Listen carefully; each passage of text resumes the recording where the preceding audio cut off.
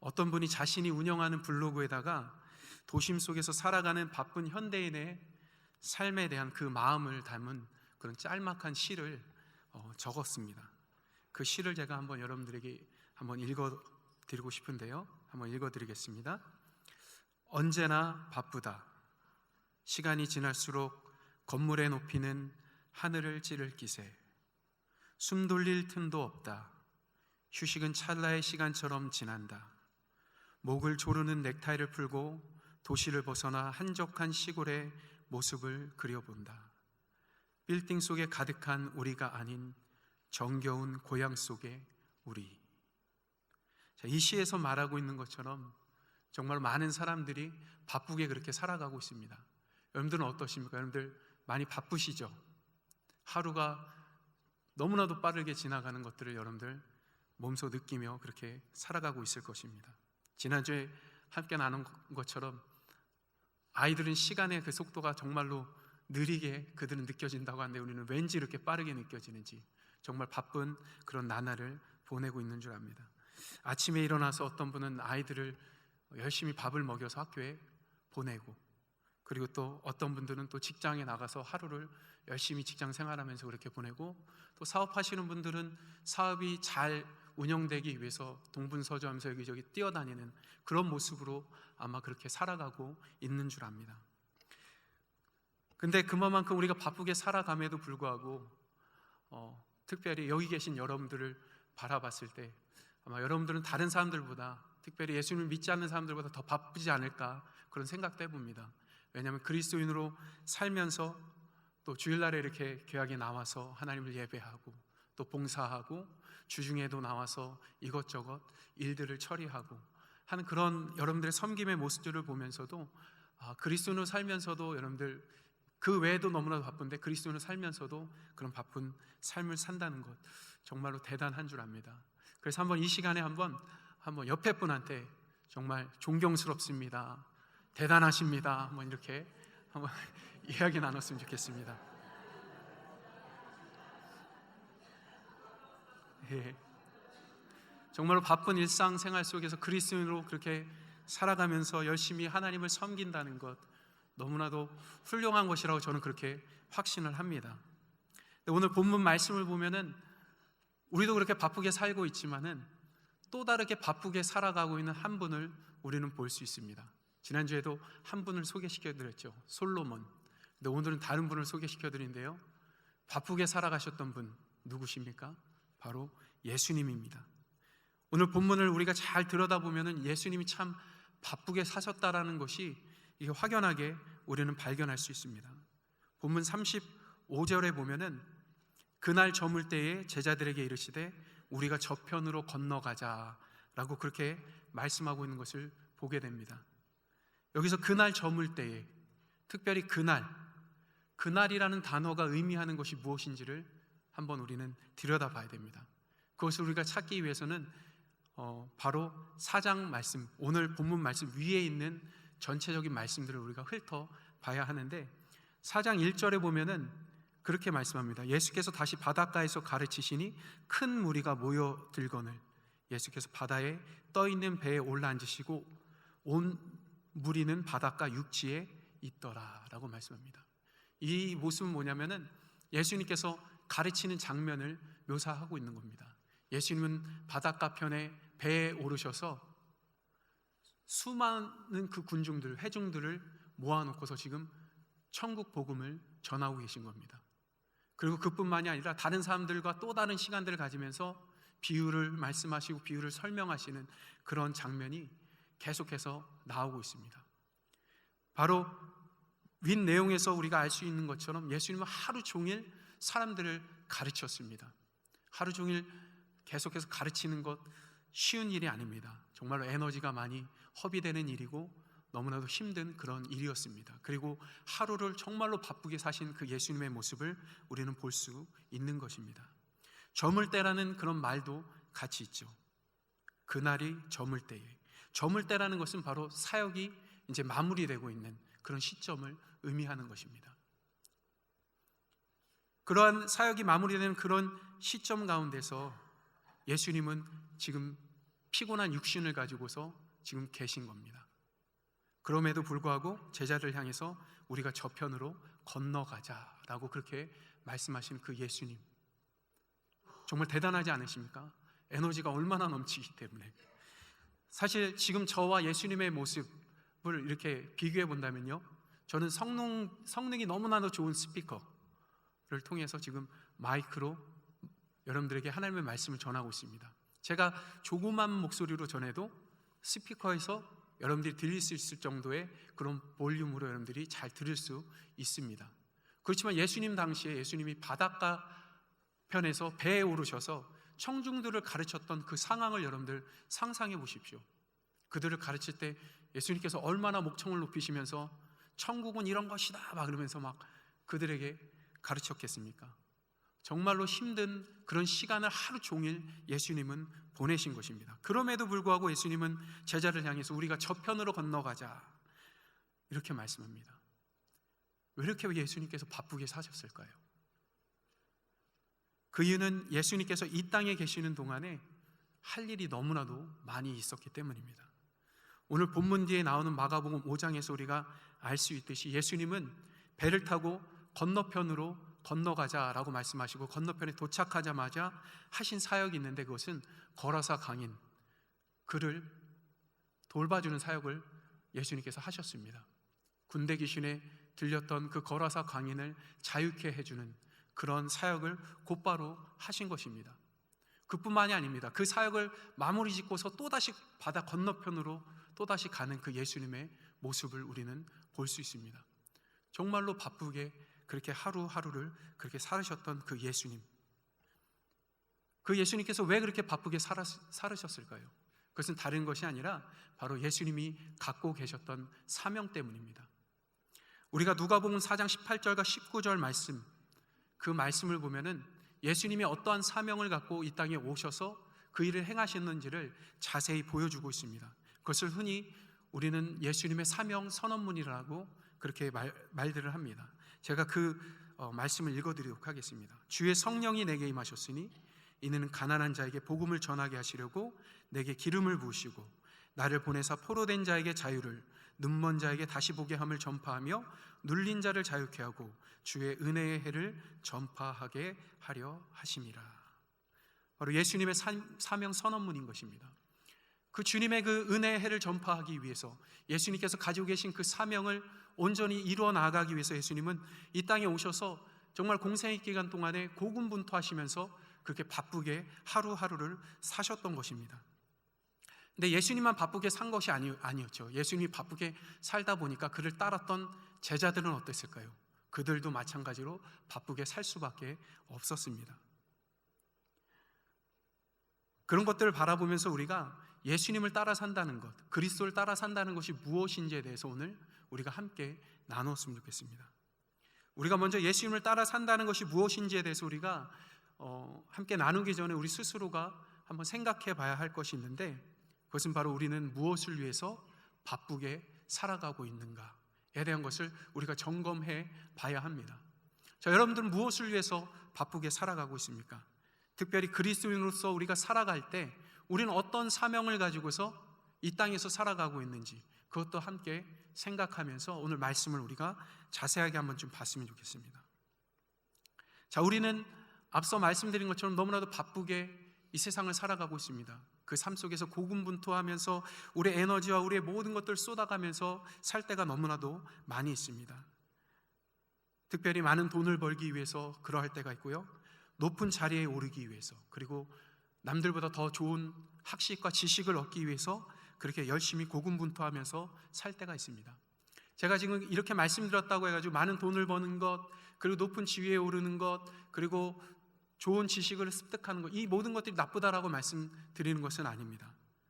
오히려 우리가 사는 동안에 우리가 써야 할 그 돈들을 버는 것은 당연한 것이고, 이왕이면 높은 자리에 오르는 것도 필요할 때가 있습니다. 그리고 좋은 지식을 우리가 더욱더 많이 습득하여서 우리 자녀들에게, 우리 후손들에게 남겨주는 것은 너무나도 좋은 일입니다. 그렇지만 그 모든 것들을 우리가 갖고 그것을 위해서 우리가 고군분투하는 것이 우리 자신을 위한 것이 아니라 근본적으로 우리가 하나님을 위한 것이 되어야 되는 것이 마땅한 줄 믿습니다. 그래서 그렇게 여러분들이 그런 삶으로 그렇게 살아가시길 바랍니다. 그리고 우리가 바쁘게 살면서 성취하는 것들이 더 나아가서 하나님께서 우리를 구원하신 그 목적을 위한 것이어야 될 줄 믿습니다. 그냥 아무렇게나 사는 것이 아니라 이왕이면 우리가 만나는 사람들에게 복음을 전파하고 하나님에 대해서 이야기하고 하나님의 사랑을 이야기할 수 있는 그런 사람들이 되어야 할 줄 믿습니다. 흔히 우리는 우리 스스로를 향해서 뭐라고 말을 지칭을 합니까? 그리스도인이라고 말하지 않습니까? 그리스도인. 그런데 그리스도인이 무엇입니까?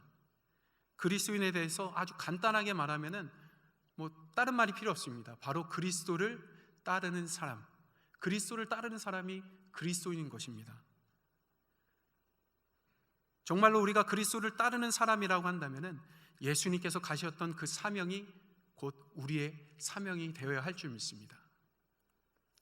이에 대해서 유명한 성서 해석자인 D.A. 칼슨이라는 분이 있는데요, 이분이 그분의 책 중에 그리스도인의 정의라는 책에서 그리스도인이 무엇인지에 대해서 말을 하고 있는데 이렇게 말을 합니다. 그리스도인은 복음을 위해 세상과 적당히 타협하지 않고 그리스도의 제자로서 그리스도께서 행하신 삶을 살아야 한다라고 그렇게 말을 합니다. 우리의 삶이 바로 이러한 그리스도인의 삶이 되었으면 좋겠습니다.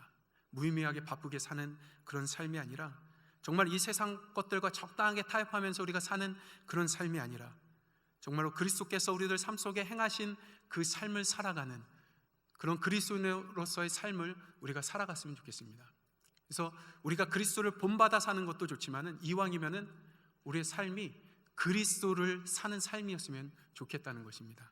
이것이 바로 우리가 그리스도를 따라 사는 삶에 있어서의 가장 중요한 핵심이기도 합니다. 그래서 첫 번째로 그리스도를 따라 산다는 것은 곧 그리스도의 사명을 나의 사명으로 온전히 삼고 그것을 사는 그 삶이라고 그렇게 말씀드릴 수 있습니다. 곧바로 두 번째로 그리스도를 따라 산다는 것, 그것은 바로 그리스도께서 이끄시는 대로 사는 삶, 그것이 바로 그리스도를 따르는 것입니다. 우리가 다시 본문으로 돌아가서 35절에 보면은 우리가 저편으로 건너가자라고 예수님께서 말씀하십니다. 이 말씀하시는 의미는 다른 것이 아닙니다. 바로 예수님께서 모든 것을 리드하고 계신다라는 것을 보여주고 있는 것입니다. 이것은 명령입니다. 우리 저편으로 건너가자. 건너갈 수 있을까? 건너갈래? 이게 아닙니다. 건너가자라고 확실하게 예수님께서는 모든 것을 이끄시고 계신 것입니다. 그래서 36절에 제자들이 건너편으로 가기 위해서 그 예수님의 말씀에 반응하고 있는 그 모습을 우리는 볼 수 있는 것입니다. 다시 말씀드리지만 배가 호수편으로 가게 된 것은 예수님의 리드하심이 있었기 때문인 것입니다. 본문에서 제자들을 우리가 살펴보면은 그들 가운데는 흔히 말하는 베테랑 어부들이 있었습니다. 그들이 누구죠? 베드로와 안드레와 요한과 야고보입니다. 그들은 배를 움직이는 데 있어서 능숙한 사람들이었습니다. 그래서 날씨나 자연 환경이나 이런 것들 잘 보고서 자기네들이 배를 띄어야 될지 말아야 될지 결정할 수 있는 그런 지식들도 그들 가운데 있었던 것입니다.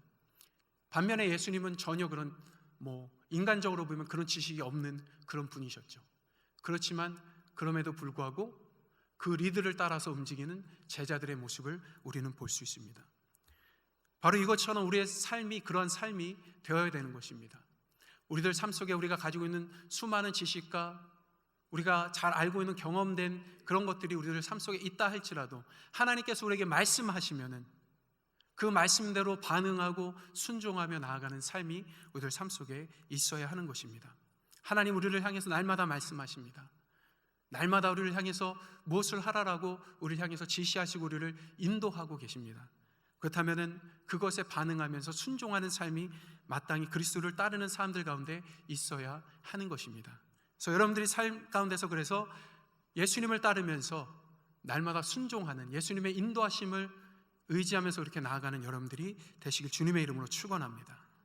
세 번째로 그리스도를 따르는 것은 어떠한 순간에서도 어떠한 환경에서도 주님을 의지하면서 사는 그런 삶을 사는 것입니다. 36절에 보면은 제자들이 예수님의 말씀에서 그렇게 순종하면서 배를 띄웠습니다. 대개 어부들은, 그때 당시 어부들은 낚시를 언제 많이 했냐면은 주로 밤에 많이 했습니다. 그래서 밤에 나가서 물고기를 잡고 배를 띄우고 운항하고 하는 것은 그들에게 너무나도 능숙한 그런 일이었던 것입니다. 이러한 익숙함 가운데서 제자들이 분명히 배를 띄웠을 수 있을 것입니다. 하지만 37절에 있는 것처럼 배를 띄우고 얼마 가지 않아서 큰 광풍이 일었을 때 그들의 모습은 어떠했습니까? 아무리 능숙한 배에 대한 지식을 갖고 있고 항해에 대한 지식을 갖고 있었다 할지라도 자연이 주는 어마어마한 그 힘 가운데서는 그들조차도 아무것도 할 수 없는 그러한 모습으로, 우왕좌왕하는 그런 모습으로 서 있는 것을 우리는 말씀을 통해서 봤습니다. 38절에 있는 것처럼 그들이 했던 일을 보면은 그들은 이렇게 했습니다. 예수께서 고물에서 베개를 베고 주무시더니 제자들이 깨우며 이르되 선생님이요 우리가 죽게 된 것을 돌아보지 아니하시나이까. 한마디로 표현하면 그겁니다. 예수님 왜 이렇게 태평하십니까? 우리는 죽게 됐는데 왜 이렇게 태평하십니까? 그렇게 예수님을 향해서 그렇게 말하고 있는 거죠. 그런데 여러분들이 생각했을 때 예수님의 모습과 그 제자들의 모습이 너무나도 상반되어 보이지 않습니까? 배에 대해서는 아무것도 모르시는 그 예수님, 그저 그냥 배 고물에서 풍랑이 쳐도 그냥 주무시고 계신 그 예수님의 그 태평한 그 모습, 정말 평화로운 그 모습. 하지만은 그 광풍 가운데서 죽을 줄 몰라서 막 우왕좌왕하고 있는 그 제자들의 모습, 정말로 대조적입니다. 실제적으로 우리들 삶 속에서도 마찬가지입니다. 우리들 삶 속에서 많은 어려움들이 있죠. 기대하지 않았던 그런 어려움들을 우리가 겪었을 때 여러분들의 반응은 어떠십니까? 특별히 예수님을 믿고 하나님의 말씀을 따라서 순종하면서 무언가를 했는데 그것이 잘 풀어지지 않았을 때 여러분들, 그때는 여러분들 또 어떠시겠습니까? 마음이 더 불안했고 하나님을 향해서 정말로 제자들처럼 하나님 왜 이렇게 태평하십니까? 하나님께서 말씀하지 않았습니까? 그래서 내가 이것을 했는데 왜 이렇게 태평하십니까? 그러실 수 있습니까? 하면서 막 나는 죽게 됐는데 막 이렇게 반응을 아마 똑같이 할 수도 있을 것입니다. 하나님을 향해서 정말 죽을 지경입니다. 그리고 도와주세요, 힘듭니다, 이렇게 외치는, 아니 이렇게 외쳤던 여러분들의 삶의 모습을 한번 상상해 보십시오.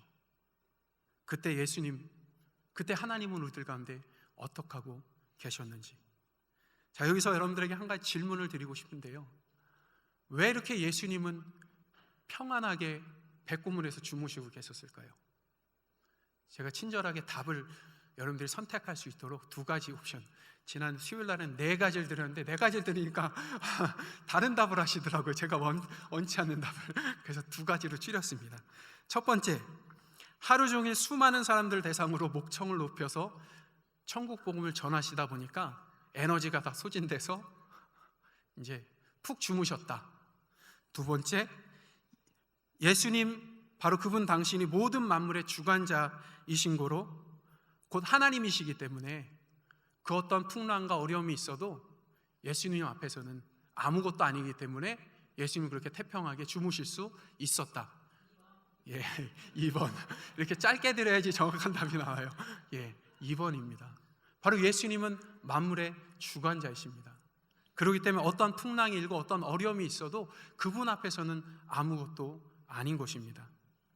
바로 우리는 그 하나님을 바라봐야 되는 것입니다. 제자들은 그 하나님을 바라보지 못했고 그냥 풍랑을 바라봤던 것입니다. 그리고 뒤늦게 예수님을 향해서 그렇게 나아가서 우리가 죽을 지경입니다, 어떻게 이렇게 태평하실 수 있습니까? 라고 그렇게 이야기했던 거죠. 근데 이러한 모습이 우리들 삶 속에서 똑같이 있다는 사실을 우리는 기억해야 될 줄 믿습니다. 늘 언제나 우리 가운데 함께 하시는 하나님은 모든 것들을 뛰어넘으시는 하나님, 전능하신 하나님이심을 우리가 바라봐야 하는 것입니다. 그 하나님이 여러분들 삶 속에 함께 하십니다. 여러분들과 같이 함께 동행하십니다. 때로는 우리가 어려운 일들 가운데서 하나님이 나와 멀리 계신 것처럼 느껴질 때가 분명히 있습니다. 그렇지만 그 하나님은 나의 손을 꼭 붙잡고 계신 그런 하나님인 것을 우리는 알아야 합니다. 가끔 그런 이야기를 제가 할 때가 있습니다. 하나님과 우리는 두 손을 맞잡고 있습니다. 우리가 하나님을 열심히 믿고 있을 때요, 하나님의 왼손으로는 마주보고 있으면 왼손은 우리의 오른손을 붙잡고 있고 우리의 왼손은 하나님의 오른손을 붙잡고 있는 것입니다. 그런데 우리가 힘들고 어려울 때 때로는 환경을 바라보면서 환경을 의지하면서 무엇입니까? 나의 오른손을 놓아버릴 때가 있습니다. 그리고 하나님 어디 계세요? 왜 내가 이렇게 힘들어야 하나요? 막 그렇게 외칠 때가 있죠. 그런데 정작 어떻습니까? 하나님은 나의 왼손을 계속해서 붙들고 계시다는 것입니다. 그 하나님이 지금 우리의 삶 속에 그렇게 함께 하시는 하나님입니다. 그 전능하신 하나님께서 날마다 우리와 동행하시고 우리들 가운데 함께 하시며 우리를 지키시는 그런 하나님이신 것입니다. 제가 고등학교 때 저희 집에 이렇게 가려고 하면은 저희 아버지가 좀 몸이 그때 안 좋으셔서 시골에 살았어요. 제가 수원 출신인데 수원에서도 되게 시골에 살았는데 경기대학교 뒤편에. 근데 그 경기대학교 뒤편으로 제가 학교를 늦게 마치고서 이제 들어가려고 하면은 어두컴컴한데 막차를 놓치게 되면은 할 수 없이 경기대 쪽으로 해가지고 산을 넘어서 가야 되는데 그 산 넘어가는 그 길에 뭐가 있냐면은 공동묘지가 있습니다. 공동묘지. 근데 그 공동묘지가 있는데 정말로 여러분들 그거 아시죠? 불도 하나도 안 켜져 있고 그냥 달빛과 별빛 그것만으로 이렇게 길을 걸어가야 되는 상황에서 그 공동묘지를 지날 때 머리가 막 쭈뼛쭈뼛 서는 그 경험을 여러 번 해본 적이 있습니다. 근데 어느 날 제 마음에 그런 마음이 들더라고요. 하나님께서 나와 지금 함께 하신다. 내 두려워할 필요 없다.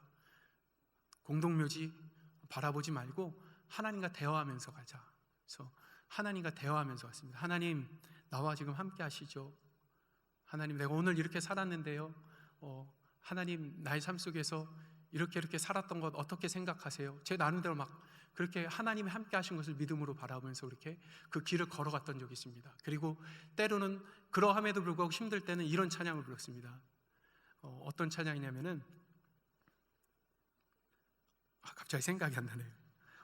어두운 밤길에서 밝은 빛을 주시고 뭐 이런 찬양입니다. 그러니까 어두운 밤길에 늘 언제나 나와 함께 하시는 그 하나님, 그런 가사가 담겨있는 그 찬양을 부르면서 계속 갔습니다. 그리고 한 손은 꼭 주먹을 쥐고서 하나님이 나와 함께 하신 것을 확신하면서 걸었던 그 때가 있습니다. 하나님은 그렇게 우리와 함께 하시는 줄 믿습니다. 여러분들 힘들고 어려울 때 나와 함께 하신 그 하나님을 의지하면서 그렇게 사시길 바랍니다. 바로 그것이 그리스도를 따라가는 삶 가운데 살아가야 된 삶인 줄 믿습니다. 찬양 중에 이런 가사가 있죠. 주위를 둘러보면 아무도 없는 듯 믿음의 눈을 들면 보이는 분 계시네. 지금도 내 안에서 역사하고 계시는 사망과 어둠의 권세 물리치신 예수님. 아멘. 바로 예수님께서 사망과 어둠의 권세를 물리치셨습니다. 어둠의 영들이 우리를 향해서 공격을 해온다 할지라도, 우는 사자처럼 두루 삼킬 자를 찾아서 헤매고 있다 할지라도 여러분들 그것을 알아야 됩니다. 예수님께서 이미 승리하셨습니다. 그 우는 사자들은 사실 이빨 빠진 사자들입니다. 이빨 빠진 사자들은 결코 무서워해야 될 대상은 아니라는 것입니다. 그 모습을 보면서 우리가 위험은 느낄 수 있어도 그것들은 우리를 향해서 아무런 해를 끼칠 수 없음을 우리가 바라보면서 오직 예수님을 의지하고 하나님을 바라보면서 그렇게 의지하는 그런 삶을 여러분들 사시길 바랍니다. 네 번째로 그리스도를 따르는 것은 신앙의 성숙함의 자리로 나아가는 것입니다. 오늘 말씀을 보면 예수님께서 제자들에게 두 가지 지적을 하고 계시는 것을 40절을 통해서 볼 수 있습니다. 첫 번째는 어찌하여 무서워하느냐, 두 번째는 너희가 어찌 믿음이 없느냐라는 것입니다. 첫 번째로 어찌하여 무서워하느냐라는 그 예수님의 지적은 바로 제자들을 향해서 환경과 그런 상황들을 바라보지 말고 하나님을 바라봐라 라는 것을 이야기하는 것입니다. 실제로 그들이 바라봐야 될 것은 풍랑과 그런 파도가 아니라, 바람이 아니라 바로 그들 가운데 계신 만물의 주관자이신 그 하나님을 바라보는 것입니다. 그리고 풍랑과 그런 상황을 두려워하는 것이 아니라 그들 가운데 계신 그 예수님을 두려워하는 그 모습이 그들 가운데 있어야 하는 것입니다. 그러니까 그들의 실제적으로 무서워야 될 대상은 바로 예수님인 거죠. 왜 그렇습니까? 그들은 실질적으로 치면 하나님을 대면하고 있는 자들입니다. 원칙적으로 치면 하나님을 직접 대면하면은 구약시대 때는 어땠습니까? 그냥 죽었습니다. 그렇지만은 그들은 하나님을 대면하면서도 풍랑은 잠깐 동안이라도 목숨을 구제할 수 있겠죠. 그렇지만 그들이 예수님이 정말 하나님으로 보이고 정말 하나님을 만났다라고 이렇게 그들이 본다면은 그들은 그 자리에서 죽을 수도 있는 그런 상황인 것입니다. 엄밀히 따지면 더 무서워야 될 대상은 하나님이라는 것입니다. 그렇게 그들이 하나님을 바라보는 그런 모습이 있어야 되고, 더 나아가서 하나님을 경외하는 그런 마음이 그들 가운데 필요했던 것입니다. 이것은 우리들 삶 속에서도 마찬가지로 필요한 것입니다. 우리가 잘 아는 다윗과 골리앗의 이야기가 또 있습니다. 사무엘상 17장에 보면은 다윗과 골리앗의 싸움이 전개되는 것을 우리가 볼 수 있는데, 그 모습 속에서 다윗이 골리앗을 이길 수 있었던 비결이 한 가지가 있습니다. 그것은 바로 하나님을 경외하는 마음을 가졌던 다윗이었기 때문입니다. 그 상황 속에서 골리앗이 계속 이스라엘 진영을 향해서 하나님을 조롱하고 그들을 조롱하고 있었습니다. 그때 사울 왕의 모습은 어떠했냐면은 하나님을 두려워하기보다 골리앗을 두려워하는 그런 모습으로 있었습니다. 그러다 보니까 그의 부하들도 마찬가지로 골리앗을 두려워하고 있었던 겁니다. 근데 그때 형들에게 먹을 것을 가져다 주러 왔던 그 어린 다윗이 골리앗이 하나님을 향해서 그렇게 못되게 구는 것을 보고서 하나님을 경외하는 그 마음 가운데 그 골리앗을 향해서 다가선 것입니다. 그가 물맷돌을 잘 던질 수 있는 그 기술이 있어서 이겼다라고도 이야기할 수 있지만은, 근본적으로 그가 이길 수 있었던 큰 비결은 바로 하나님을 경외하는 마음, 하나님을 의지하고 하나님을 바라봤던 그 마음이 골리앗을 이길 수 있었던 그런 큰 힘이었던 것입니다. 하나님을 경외한다는 것은 우리들 삶 속에서 위대하시고 모든 것들을 주관하시는 그 주권을 가지고 계신 그 주권자, 그 하나님을 인정하는 것입니다. 우리 삶 속에 함께 하신 그 하나님을 날마다 인정하면서 사는 삶이 우리들 가운데 필요하다는 것을 우리가 기억했으면 좋겠습니다. 그렇게 살아갈 때 수많은 장애물이 우리들 가운데 있다 할지라도 우리는 그것을 뛰어넘고 나아갈 수 있는 그런 우리 모두가 될 줄 믿습니다. 그리고 또 다른 두 번째 지적이 있죠. 그것은 뭐냐면 바로 아직도 믿음이 없느냐라는 것입니다. 오늘 본문에서는 너희가 어찌 믿음이 없느냐라고 말씀하고 있지만, 다른 번역에서는 아직도 믿음이 없느냐라고 그렇게 말을 합니다. 영어로는 Do you still have no faith라고 그렇게 정확하게 말을 하고 있습니다. 제자들은 실제적으로 보면 아직까지 성숙한 믿음으로 예수님 앞에 같이 있는 것이 아닌 것입니다. 그리고 예수님을 하나님의 아들로 아직까지 받아들이는 데 있어서 아직 연약한 모습으로 그들이 있었던 것입니다. 엄밀히 따지고 보면 그들이 그런 마음을 가지고 있었던 이유 가운데 한 가지가 있는데, 실제적으로 이들이 예수님부터 부름받은 그 기간이 아주 짧은 그런 기간에 있었던 겁니다. 그러니까 예수님을 만나서 예수님을 따라다닌 그 기간이 엄청 짧은 기간이었기 때문에 예수님을 아직까지 그들이 알지 못했던 겁니다. 제자들의 그런 믿음의 성숙도를 우리가 따져고 보면은 어린 아이와도 같은 그런 믿음으로 예수님과 같이 함께 있었다는 것을 우리는 알 수 있습니다. 마찬가지로 우리도 예수님을 영접했을 때 우리의 믿음의 모습은 어린 아이와도 같은 그런 모습이었을 것입니다. 그러한 모습으로 우리는 계속해서 신앙생활을 하고 있고, 하나님의 말씀을 배우고 제자 훈련을 받고 양육을 받고 기도하고 열심히 하나님을 더욱더 알아가는 그런 삶을 살면서 점점점 우리의 믿음을 성숙시켜 나가고 있음을 믿습니다. 에베소서 4장 13절과 14절에 보면은 우리가 다 하나님의 아들을 믿는 것과 아는 일에 하나가 되어 온전한 사람을 이루어 그리스도의 장성한 분량이 충만한 데까지 이르리니, 이는 우리가 이제부터 어린아이가 되지 아니하며 사람의 속임수와 간사한 유혹에 빠져 온갖 교훈의 풍조에 밀려 요동치 않게 하려 함이라 라고 그렇게 말씀하고 있습니다. 그런데 이 말씀을 기억했으면 좋겠습니다. 바로 우리의 믿음의 성장과 성숙함, 그리고 왜 우리가 그렇게 성숙해 나가야 되는지에 대해서 정확하게 보여주고 있기 때문입니다. 왜 그렇습니까? 사람의 속임수와 간사한 유혹에 빠져 온갖 교훈의 풍조에 밀려 요동하지 않게 하기 위해서인 것입니다. 우리들이 믿음의 성숙함을 위해서 우리는 날마다 하나님을 바라보고 그렇게 나아가야 될 줄 믿습니다. 우리가 폭풍 가운데서 우리들 삶 속에 제자들과 같은 모습으로 하나님을 대면할 때가 분명히 있습니다. 그럼에도 불구하고 오늘 말씀에서 너무나도 감사한 것은 뭐냐면 41절 말씀에 있는 것처럼 바로 제자들이 예수님을 두려워하기 시작했다는 사실입니다. 예수님을 두려워하기 시작했다는 겁니다. 이것이 무엇을 의미하는 것입니까? 예수님에 대한 사실과 예수님이 어떤 존재이신지를 그들이 점차 알아가기 시작되었다는 것을 말해주고 있는 것입니다. 우리 삶에서도 많은 폭풍과 많은 어려움 속에서 우리의 연약한 모습을 비춰볼 수 있을 것입니다. 그때 그럼에도 불구하고 하나님을 그 순간에 우리가 만나게 되면 우리는 하나님을 발견하게 되는 것이고 하나님을 더욱더 알아가게 되는 것입니다. 우리가 흔히 우리의 믿음의 성숙도를 어디에서 판가름한다라고 많이 이야기를 합니까? 바로 어려운 환경 속에서 우리의 믿음을 쉽게 판가름한다라고 이야기를 합니다.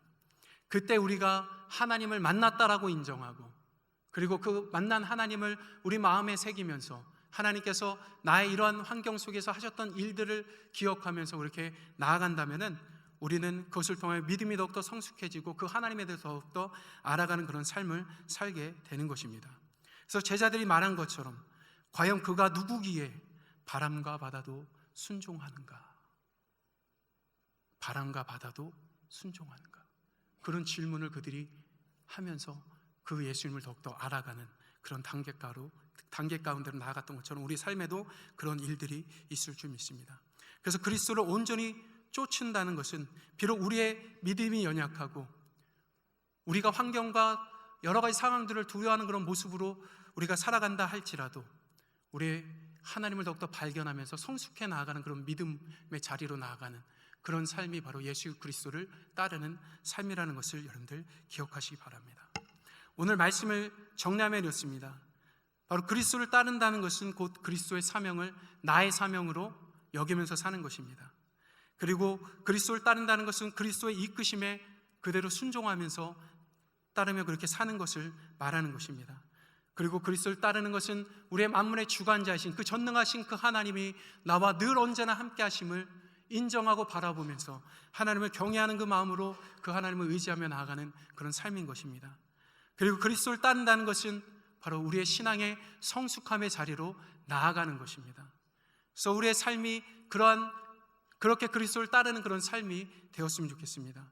그래서 주님의 사명을 나의 사명으로 주님의 인도하심을 순종하면서 어떤 상황 속에서도 주님을 찬양하고 주님을 의지하며 그리고 그렇게 신앙의 성숙함의 자리로 나아갈 수 있는 여러분들 그렇게 되시길 주님의 이름으로 축원합니다. 아멘. 기도합니다. 하나님 아버지 감사합니다. 우리를 그리스도인으로 삼으시고 하나님 예수 그리스도를 따르는 그런 자로서 그렇게 살아갈 수 있도록 인도해 주신 것을 너무나도 감사를 드립니다. 우리가 우리의 삶을 아무렇게 사는 것이 아니라 하나님 정작 우리가 그리스도를 따르는 것이 무엇인지 우리 마음에 새기면서 그렇게 살아갈 수 있도록 주님 도와주시옵소서. 그것은 다른 것이 아니라 바로 예수 그리스도의 그 사명을 우리의 사명으로 삼고 주님의 그 인도하심을 의지하며 나아가고 정말로 만물의 주관자이신 하나님을 더욱더 의지하며 순종하며 살며 또한 우리의 믿음의 성숙함의 자리로 나아가는 것인 것을 주님 믿음으로 바라보니 여기는 우리 모든 하나님의 자녀들이 그렇게 살아갈 수 있도록 주님 힘주시고 하나님 함께하여 주시옵소서. 예수님의 이름으로 기도합니다. 아멘.